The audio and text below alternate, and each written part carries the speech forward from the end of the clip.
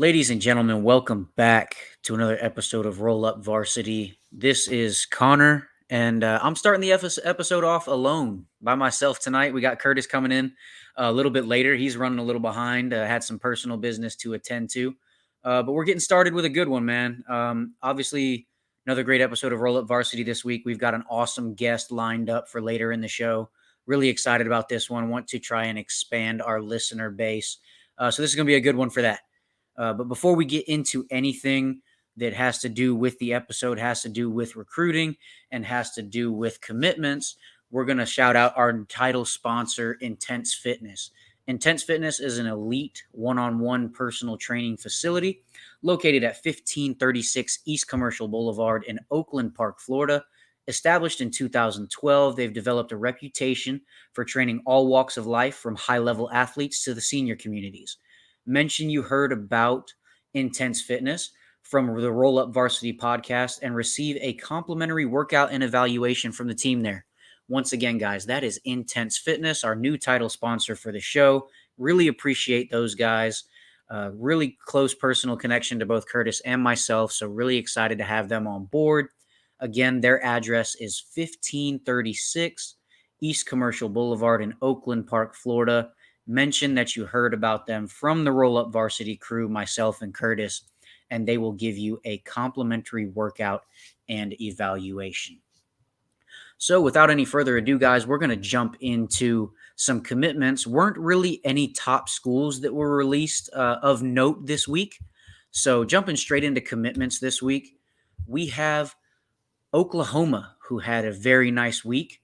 Landing two four-star prospects in number 8 safety Makari Vickers from Tallahassee, Florida, and also four-star wide receiver Anthony Evans from Converse, Texas. Evans was an interesting recruitment, man, because Georgia, for quite a while, seemed to be the favorite in that recruitment, but it looks like Oklahoma closed some ground in the last, I guess, the 11th hour of that recruitment, was able to land his commitment and secure a prospect that many consider to be one of the fastest players in the country. He has been clocked in on a 10 to 700 meter. So really, really impressive track speed there. Texas always has some really good speed. So no surprise that they're ready to go and get that commitment. And Oklahoma always has a consistently fast and talented receiving core. So always a good commitment for them there. And then we're going to jump into four-star number 8 offensive tackle Monroe Freeling from Oceanside Collegiate Academy in Mount Pleasant, South Carolina. He committed to Georgia. He had a top 5 schools of Alabama, Florida, Miami, and Clemson, but ended up choosing the Bulldogs to make his final commitment. And speaking of Bulldogs, we've got a guest waiting in here on our waiting room right now, so we'll bring him in today. We've got Joshua Doogie Miller. Doogie, pleasure to have you on with us, man. Like I said, my co-host running a little behind, but we'll get him in here in just a moment. But thank you for joining us, man. Appreciate you. No doubt, man. First question Appreciate we you. always like to ask, man. Outside of football, outside of athletics, who is Joshua Miller? I'm really just a kid that's enjoys his self time, listening to music, you know, getting into art, just finding stuff to do outside of the field of football and just having fun with stuff, being able to chill, connect with friends, get to know other people outside of that, just a all around, cool, chill person. So we've talked to a lot of different prospects from all across the country on this podcast. We've yet to talk to anybody from Virginia. So with that being said, what is the process of high school football like in Virginia? We obviously, Curtis and I are both from Florida. We're very familiar with how things go that way. But is there any? What can you kind of explain how high school football is viewed in Virginia, and then what your day to day is as one of the top athletes in the state? Well, personally, I feel like the state of Virginia doesn't really get the respect that it deserves. I feel like we have a whole lot of athletes out here who really had the talent to play with these D1 kids out here, and they just don't got the spotlight to show that they actually can. But I always love seeing the cats from Virginia, blowing up, getting offers, everybody making their way to the next level, doing what they can to get there. So that's always a win in the city. And then my day to day, I got practice every day. Get some. I usually try to get some field work late at night. I'm not really the kind of earlier in the day type of workout person. I like working out late at night, 12, 1 o'clock, those times. So, I got those practices, but with my team, we not really the traditional Virginia team. We not playing these other private schools in state.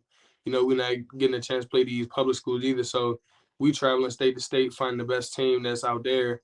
We just had a game in Georgia against Collins Hill. We was in Florida against Shanahan. Number two receiver King Williams. He go there. So we just travel state to state.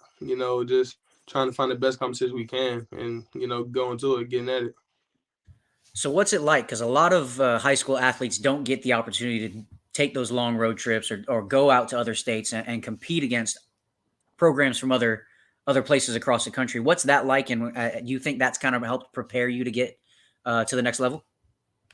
I definitely think it helps me prepare and get to the next level because you get to take those 8 hour, sometimes those long 14-hour rides to Florida, and you just be able to build a connection with your team. Like you get to see the ins and outs of who your teammates are. You get to just build that connection. Some, God forbid, go wrong on the trip. Y'all all got to go through that adversity. Like we had times where we were going down to IMG, bus broke down hour, 2 hours away. 14-hour trip turned into a 24-hour trip, and you stuck somewhere on the side of the road. Some people down the road come pick you up, let you come chill at day spot. That's a whole team of football players, letting y'all just letting them chill there until they bus get fixed. So you go through that adversity with your teammates. You go through the times that you never expect. So it just really gives you the opportunity to build and just grow as a team. That's awesome, man. That's crazy though. So your bus broke down on the way to IMG. Yeah, the fan belt. Wow. It was something wrong with the fan belt, and we were stuck on the side of the road. I believe it was a foster care. They picked us up. They let us come chill there for a little bit until our bus got fixed. They had a basketball court. The coach ordered some pieces. So Wow. just imagine a whole lot of football players playing basketball, eating a whole lot of pizza. So imagine how much time we had on our hands. I mean, it could be worse, man. Could have broke down somewhere in the middle of nowhere. At least you guys had a basketball court. You got some pizza to hang out with. But yeah, that 14-hour trip turning into a 24-hour trip sounds like it would be rough, man. Yeah, it built character for sure. Oh, most definitely. All right, man. We got Sticks in here now. My co-host Curtis. What's Curtis, we've going only on, asked man? What's up with you, boss? a couple questions to my guy over here. Nothing too specific. We haven't jumped into the recruiting process yet. Just really been on the high school football process. And as you could tell, he's been through some stuff going through the 14-hour bus rides and traveling all over the country. So, but yeah, my next question for you, man. Obviously, with you being one of the high profile prospects, not just in the state of Virginia, but also in the country, obviously you had a plethora of options to play football at the next level. Initially decided to commit to Penn State. Uh, it decided to flip that commitment to Georgia. What kind of went into that initial decision where you thought Penn State was the right fit for you? And then what was it about Georgia that made it the right move to flip your commitment to them? Well, first with my commitment to Penn State, I would loved everything about it. I looked over the big scheme of it, looked at the whole program, and I just realized like this could be a program that I could go into and succeed as a young player. And I made a phone call to one of the other higher tackles in the nation, Peyton Kirkland, committed to Texas. Made a phone call to him, chopped up with him, and then after having that phone call to him was like, I think I'm ready to make the move. So I made that move. Everything was smooth and nothing really transpired for me to flip my commitment because it was something, really negative in the program. I ended up taking that visit to Georgia and already having that relationship with Coach Searles from when he was at UNC and being able to get down to the campus, and just experience everything, and just see what it would be like. Just visiting myself, going through that program. Coming in young, having time to play 3-4 years, hopefully seeing my name in the draft, and knowing that Georgia is one of those spots where that's very often for that to happen. It was like free advertising. It was like, you could come in there and you could BS and see where it go, and you come in there and take it serious and go head on and see what happens. So that's how I feel. I feel like when it comes down to, I know a lot of people feel like, you were at Penn State, you go to Georgia, Clemson's so much better there. You're gonna sit your bench for 2-3 years. I mean, if that's how you feel, so be it. Me personally, I know who I am as a player. I know who I am as a player, and I know that if I go to that campus, line up with the man in front of me, it's no fear in my heart. If I take the slug, I take the slug. But no, I'm gonna come out there. I'm gonna show the coaches what I could do, and I'm gonna show the players what I could do, and then I'm gonna get the respect from everybody. I'm gonna show y'all why I made a decision to come where I came. That boy got that dog in him. That's what it sounds like. That's definitely what it is. Nah, for sure. And then so when it comes to like playing out of state, I mean, well, next level, going out of state. How did your family really feel about that? You going all the way down to Georgia? Um, for my family, it wasn't really. It's not really too much of a scare or a shocker. Me and my mom always talked about it. I already told my mom from the jump when my recruitment process started. I said, "Mom, I love you to death, but I don't think I'm gonna stay in state when it comes to school." So that wasn't really a shocker or a scare, but I don't think it's gonna be too much on me or my family because I'm already used to traveling state to state, going far away for 3-4 days, sometimes even a whole week. So I'm not really too scared about it, too worried about it, because the program I'm in right now as a high school has built me for situations like this, and built my people, my family around me for situations like this, dealing with me being gone because of football games and because of football itself. So, I'm not really too worried about that, but I know Mama Bear, she gonna have her little worries, her scares, but we all good. So Virginia and Virginia Tech couldn't do nothing to keep you there. Nah, VA couldn't keep me.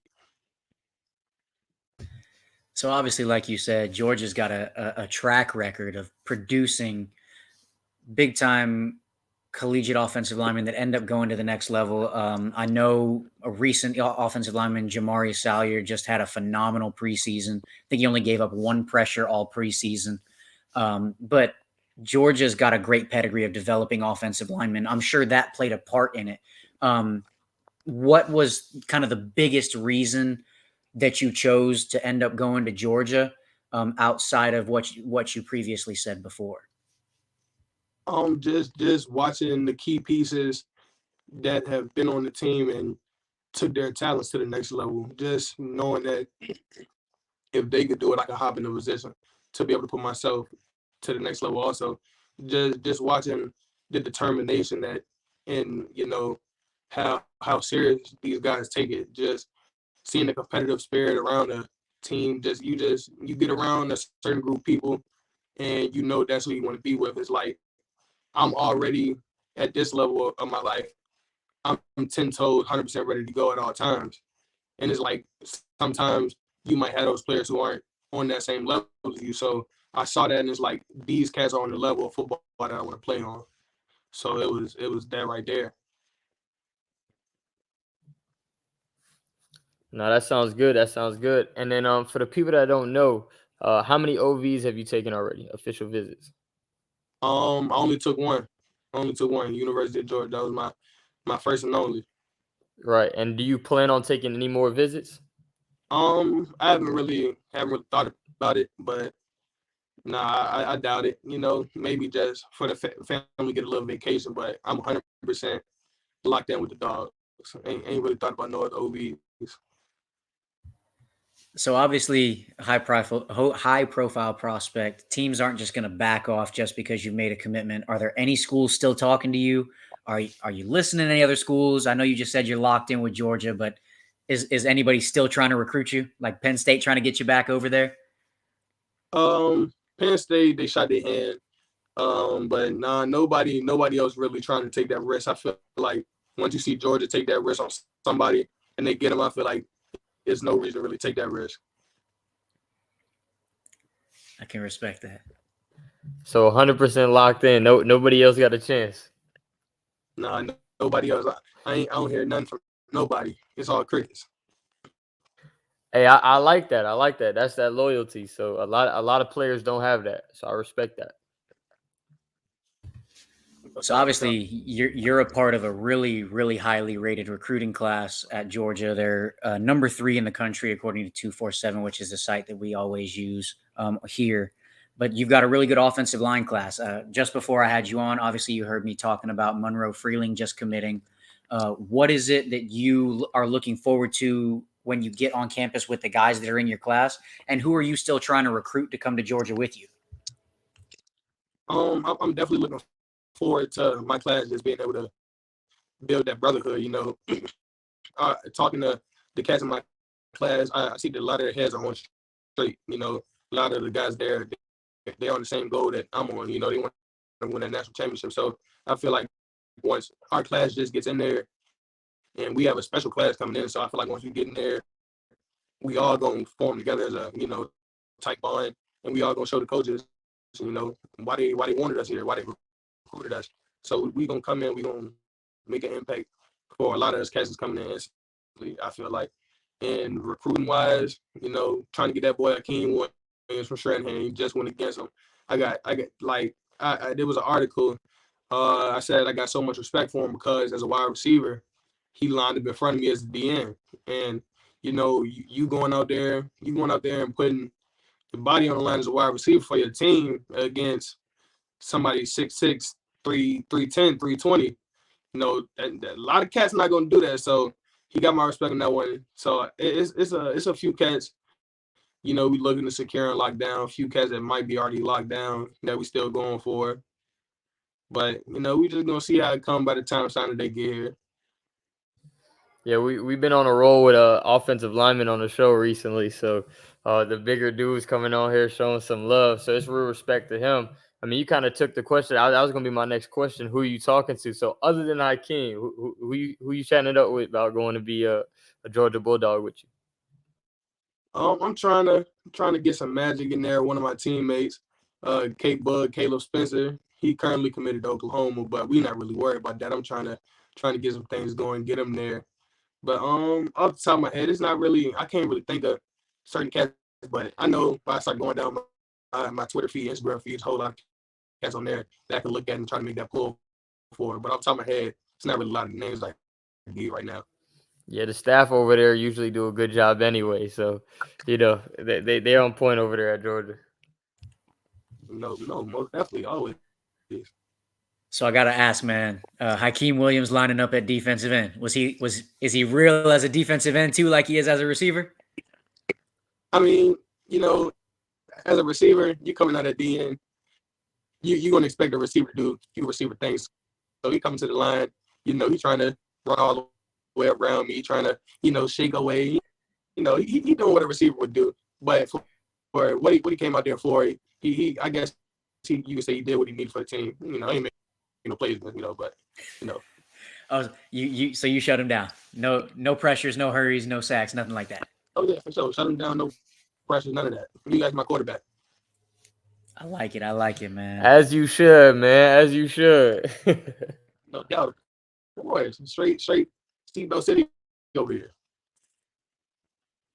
So, what are some goals for you and your team this year? I think our main goal is just to focus on the week ahead of us, because sometimes some cats get worried about the games we got coming up, worry about the week ahead of us, worry about what we got in house. Focus on the little mistakes that we need to fix to go out there and put up 50 points on the board. Because I truly believe last week we could have easily put up 50 points against Shanahan, but little mistakes stopped us from winning the game. Well, not so winning the game because we won the game, but little mistakes stopped us from putting up 50 points that we can. Up until the fourth quarter, it was neck and neck. It was up 7-6. With the talent, with the coaching staff we have, there's no reason we should be in a situation fourth quarter where it's 7-6. You praying defense get that stop, so y'all go back out there and make a statement. It's just little mistakes that we need to get through and fix just so we could make that leap from fourth quarter 7-6, fourth quarter to 30-6, 40, little stuff like that. So I just want the team to just keep building, keep progressing, just keep, being better than the last game. That's all it is right now for us. Hey, I always say it started in the trenches, so you're a big part of that, my boy. Oh, for sure. I gotta lead the trenches one way, gotta lead the whole team. No, that's great, man. You definitely seem like you're very strategic with how you answer questions and really detailed answers, and we really appreciate that, man, because you're giving us a lot of great stuff. I know the Georgia fans that we're trying to reach out on social media are definitely going to love tuning in and listening to what you got to say. What would you say, kind of just an overall message to Georgia fans from you right now, of what the type of player that they're getting, and what you're bringing with you to Athens, Georgia? Well, first I'm gonna let y'all know that the player you getting is he a player who, when he on the field, he gonna give you 110%. When he off the field, he gonna give you 110%.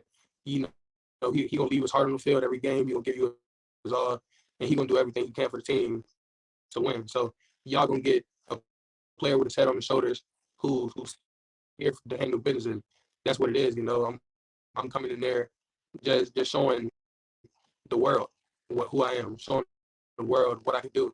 Because I truly feel my recruiting process, I was more of a sleeper, didn't really get the respect I deserve. So now it's a chip on my shoulder leaving the college to show not just the recruiting services, the whole world, what I really could do, who I am. And, y'all should have been at this spotlight. Y'all should have been watching me. Because now I'm going to show y'all who I really am. That's one thing too that we like to do on the show. We like to point out players that we feel underrated. You're somebody, I think, because I think they got you composite 3-star. I think that's disrespectful because the way, from what I've seen that you do in the trenches, I think you should be rated way higher than that personally. My bad. Can you say that last part again? Yeah, I was saying personally, I think the way you've been strapping up as a lineman, that you should be rated way higher. On the show, we love to point out players that we think have been done unjust by the recruitment system. I think 247 got you as a 3-star. I think you should be rated way higher than that. No. So I definitely agree. I feel like coming out, I started my freshman season a little slow, so I got to say it there. But I just kept progressing season to season. So right now, I'm really making this season my statement season, because I just feel like last year y'all just didn't hear me enough. So now I gotta make y'all hear me. Like it's straight foot on next now. I was trying to go through it smooth, but now I'm on a different level. I'm putting my foot on the neck 24/7. I'm stepping on the gas.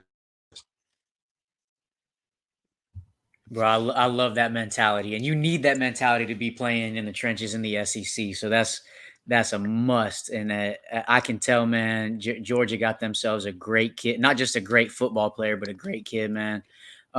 Really appreciate you joining us tonight, man. It's been an awesome interview, a lot of great content. Curtis, did you have any other questions, man? Nah, it's all good on this side. I appreciate you for jumping on, man. Hey, no doubt, man. I appreciate So, that. so last question we have, man. We're gonna jump in Friday nights. You got the headphones on. You're getting ready for the game. What are you listening to get yourselves ready for strapping up in the trenches? I'm listening to that NBA YoungBoy, that most recent last slime meetup, that Rod Wave. Those songs right there, those gonna set me off in that whole different mood. Once I hear YoungBoy and Rod Wave, solid 30 minutes for the game, hey, it's go time now. I'm ready to play. I'm rocking with you on that raw wave. Hey, it's Durkee on this side. You know what I mean? I can't rock with that young boy. If my boy, it's because my boy in the chat, he a young boy fan. We be going back. Durkee or young boy. The last 3 guests have been choosing young boy. So I'm sick right now. I ain't gonna lie. Man, young boy out of body right now. Young boy and Rod out their body. I ain't gonna lie though. Dirk be spitting. Dirk be talking to you. Dirk be talking to that soul. He make you feel it. No, that's for sure. That's number one for me. Dirkie or don't miss. Nah, no bull, no bull. Dirk is a lot. All right, man. So we always have every person the guest that we bring on, close us out with a song. So I don't know if you want to hurt Curtis's feelings anymore and choose a YB song, or if you want to go with Rod Wave. But what song should we close out the episode with, man? You could choose Dirk too. Um, let's go a little Dirk different from me. Let's All go. right. That's what I'm talking about, man. This guy's a man of the people. He's a man of the Let's people. I go. like it. But yeah, man, Doogie, we appreciate you joining us, man. Always a pleasure to have somebody on that speaks so highly of the program that they're associated with. Looking forward to seeing what you do your senior season. Obviously, we'll be watching you when you get to college. Again, man, can't say how much we appreciate you coming on and joining us this evening. Yeah, man. Like you're a really well-spoken kid. A lot of people, in general, don't have that, and the way you are with your loyalty and the dog that you got in you, I could tell Georgia got themselves a good one. Literally, dog.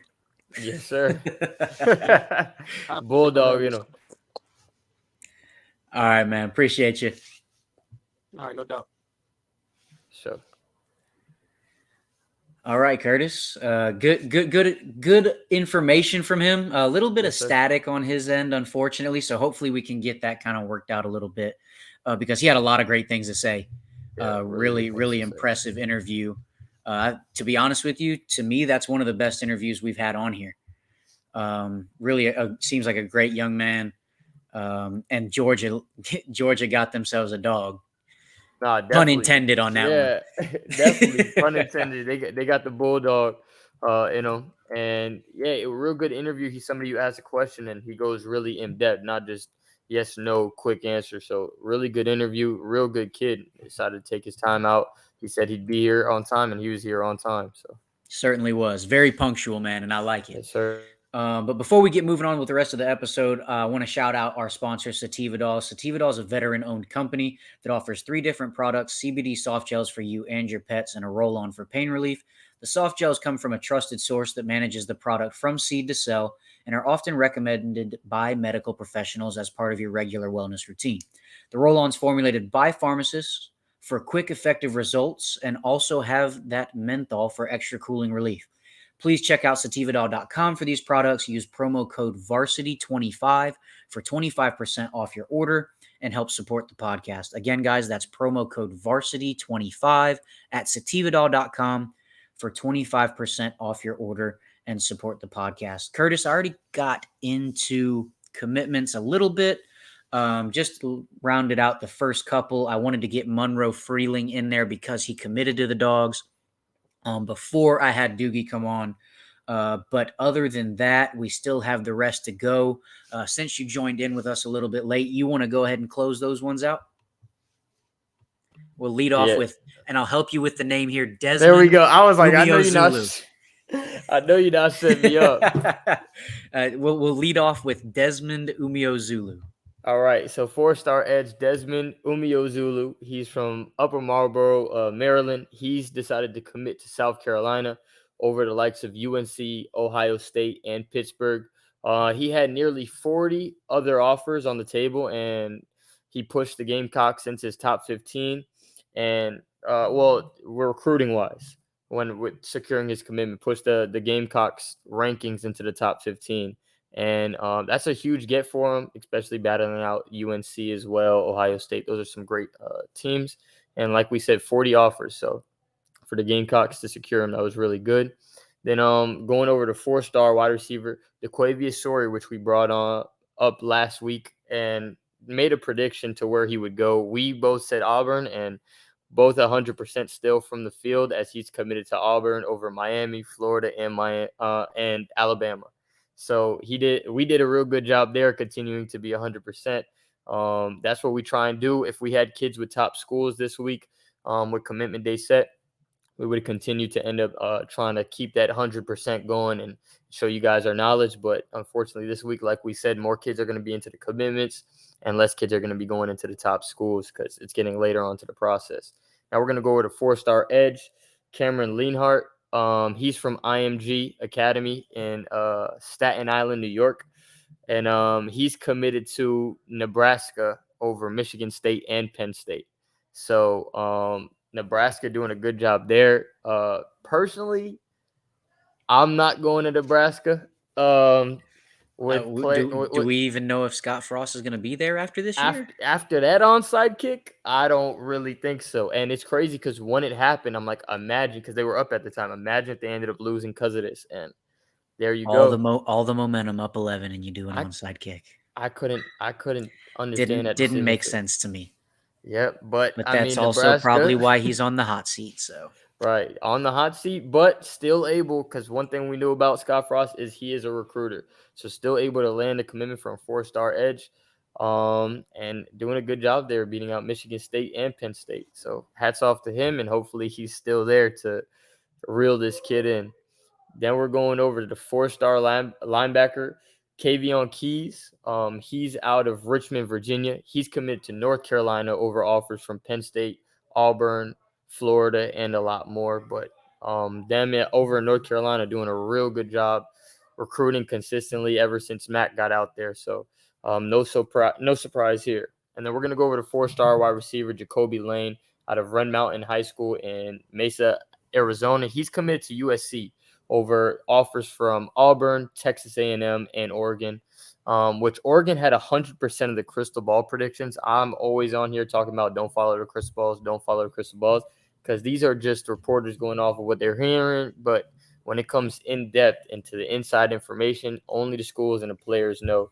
So a lot of Oregon fans I know are disappointed there, but we got USC continuing hot on the trail, and Lincoln Riley has the track record to really be able to pull people that have 100% crystal balls or predicted to go to other schools. Then we're going to go over to 3-star edge, Armel Mookum from Woodbury Forest, Virginia. He's flipped his commitment actually from Sanford to Notre Dame. So I think that when it comes to academics, they still really play an important decision. Stanford to Notre Dame, obviously both prestigious programs when it comes to academics. And he was committed to the Cardinals for just under 2 months, but he decided to take his talents over to South Bend really as soon as the Irish offered. So no surprise there once you see the Irish offer. And like I said, when we see things start trending in that direction, usually there's a decommitment into that, but he ended up flipping straight over to Notre Dame there. So good job by Notre Dame. And we consistently talk about Notre Dame and how good they recruit. So again, no surprise there. Yeah, man, been a little bit of a light weekend this week for news. Not a lot of commitments, really no big time top schools released. So not a lot to talk about on that front.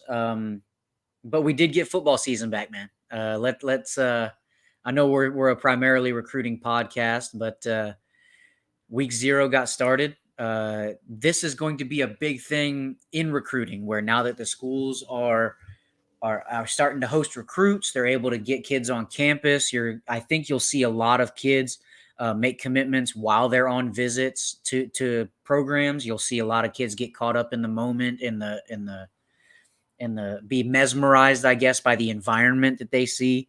A lot of kids are going to be taking a lot of visits, and really exciting stuff, man, because you've got programs all across the country that have the opportunity to really solidify their recruiting classes. I know a lot of people like to use the term, the games have to get played. And we're in that season now. If you are a Florida fan and you are familiar with Dan Mullen, you would know it's no longer recruiting season. It is now regular season. So no more talking to recruits. Okay. That's off limits. This is the dead period. Yes. It's no longer recruiting season. When we get to recruiting season, we can talk about recruiting. I'm sorry, I had to say it, but yeah, man. So I think one of the big things that's going to affect recruiting, and it ties into this episode with Georgia and Florida, was something that was announced a couple weeks ago. Is for the first time in the history of the rivalry, the Florida Georgia game, there will be allowed to host recruits.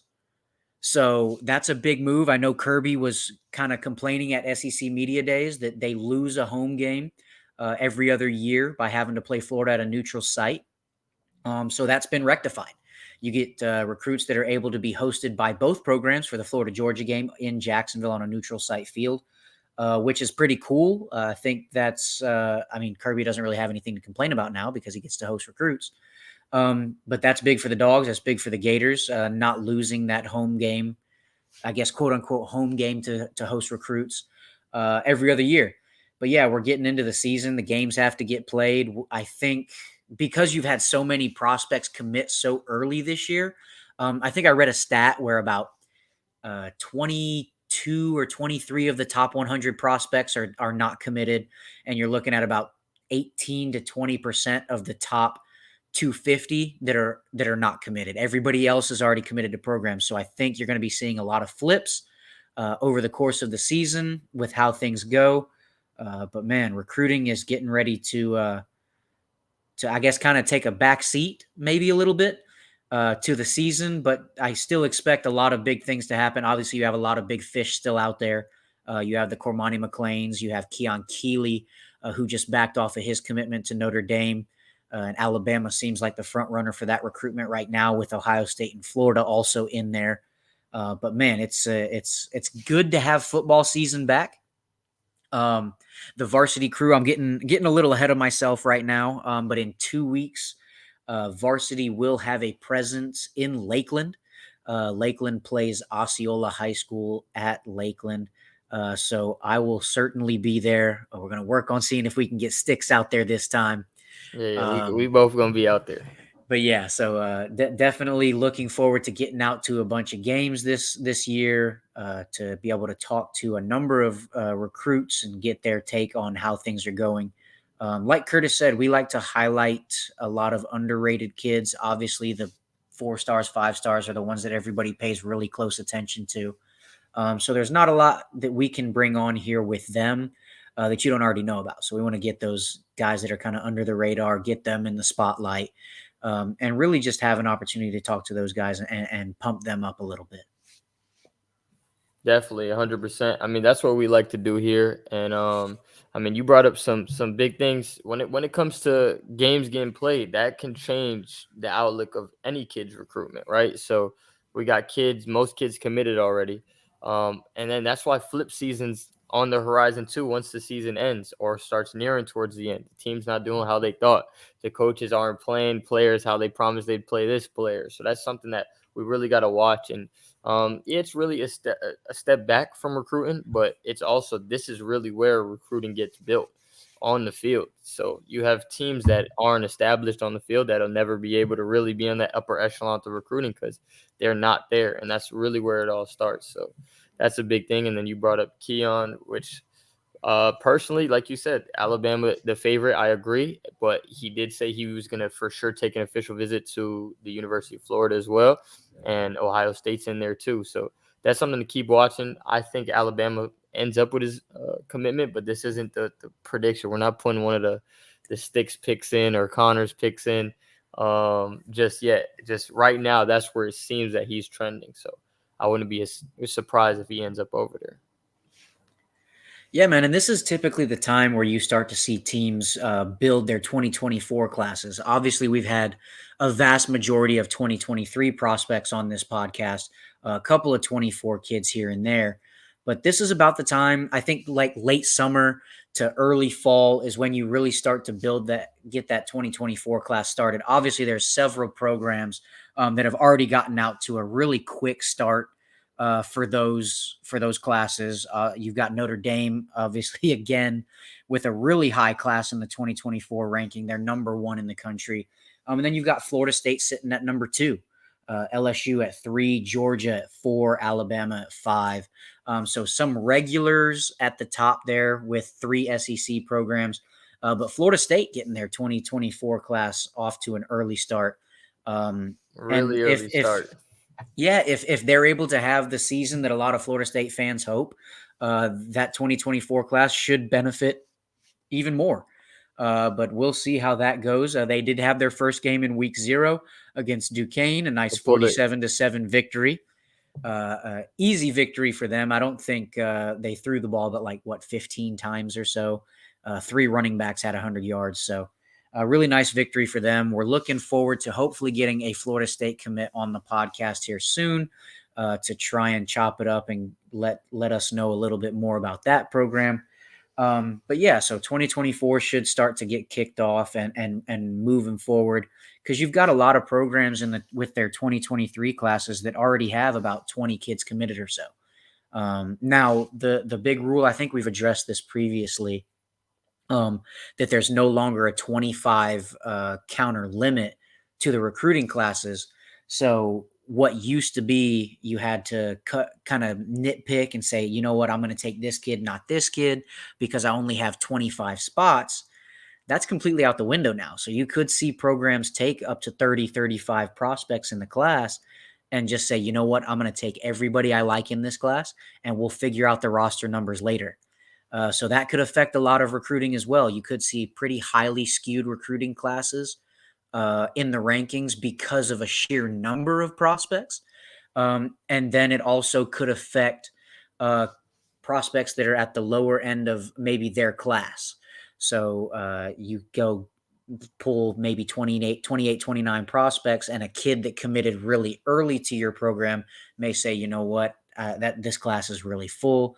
I'm going to go flip somewhere else as we get closer to signing day to see that I'm one of the higher level prospects in that class, or I'm more appreciated, I guess, in this class. And that's just part of the game, man. It is what it is with recruiting. It's a business. College football itself is a business. So I'm just looking forward to seeing, because we've got some new rules. Obviously, NIL is not brand new, but it's a year in. And then you take off that 25 counter limit.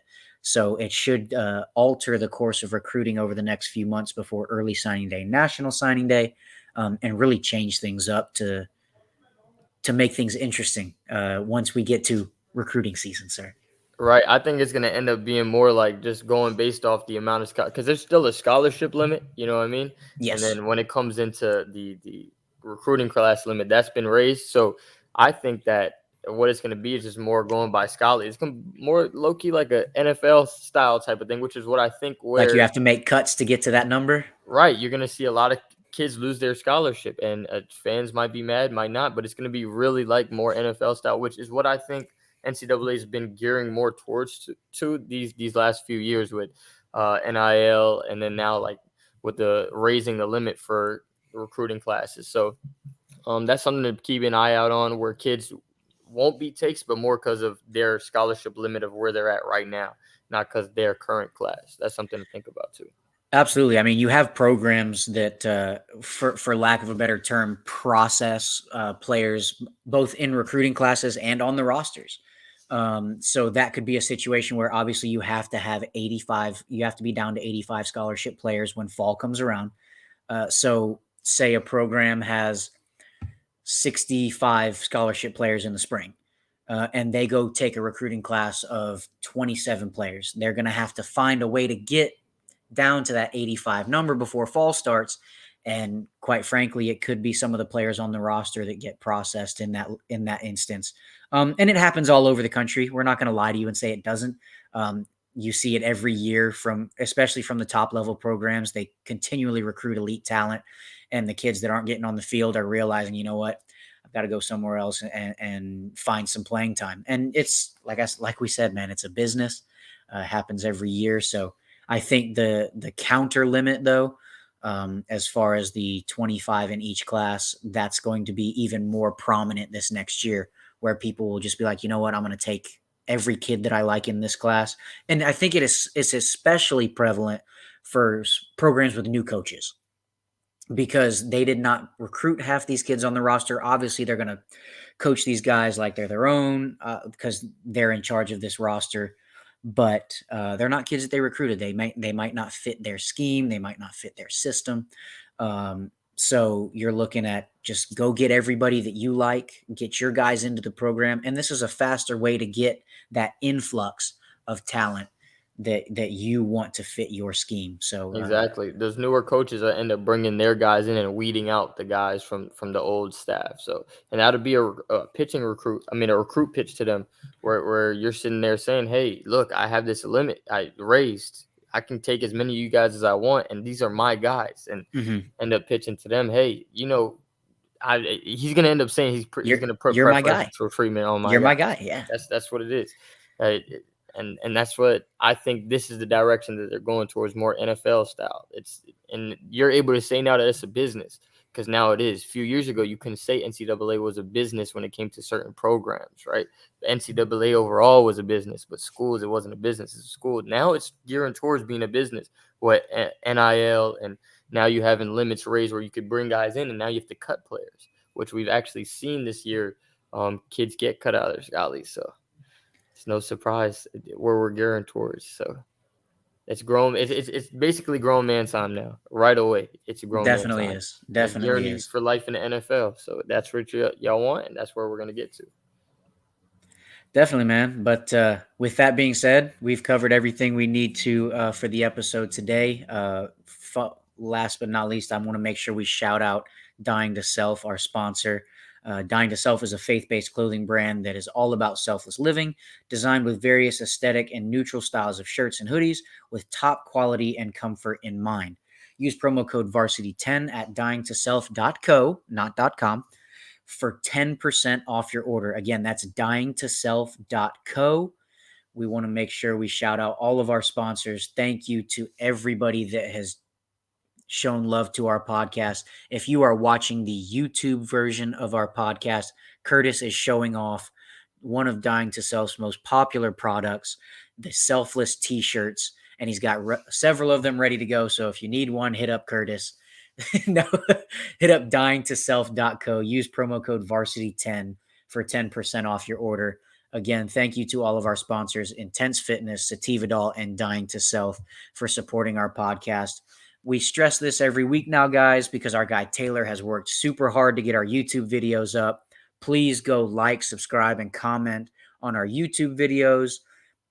And also go to anywhere you get your podcasts on your podcast platforms. Rate us 5 stars, comment, and please download. That really helps us out a lot. But with that being said, Curtis, another great episode. We really appreciate Joshua Doogie Miller, the Georgia commit on the offensive line, for coming in and chopping it up with us for a bit. Yes, sir. Great interview with him. And with that being said, Roll Up Varsity, signing off. This Varsity, we out.